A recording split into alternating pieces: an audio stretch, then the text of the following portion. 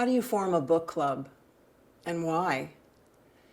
Book clubs are important for professionals like us who offer our services because it's a way for us to make connections with other professionals in our same industry or practice area.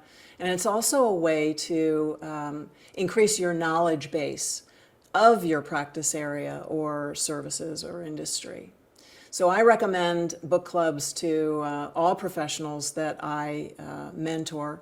And I tell them that they should start out by brainstorming all the questions beforehand that they need to know to establish their book club. So, for example, how many people are going to be in it?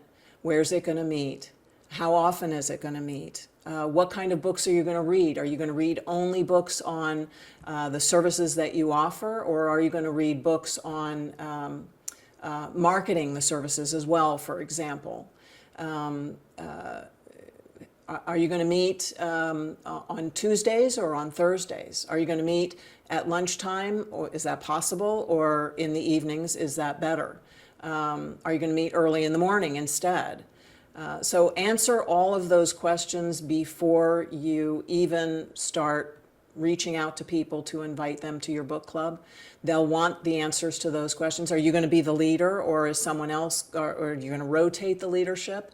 Are you going to choose the books, or are the members going to choose the books? So you need to answer all those questions before you start inviting people to your book club, because they'll want to know those answers before they decide whether or not they're interested. Once you've decided all that, start reaching out to the people that you want in your book club. I don't believe that advertising a book club is a great idea, because you may not know the people who are responding to your ads. I would reach out to people in the community whom you respect. I mean, obviously, if they're professionals in your industry, then you know of them, and invite them. If you've decided that you only want 10 people in your book club, then I would only invite 10 in the first go round and wait until you see how many decline before you start broadening your scope of invitation.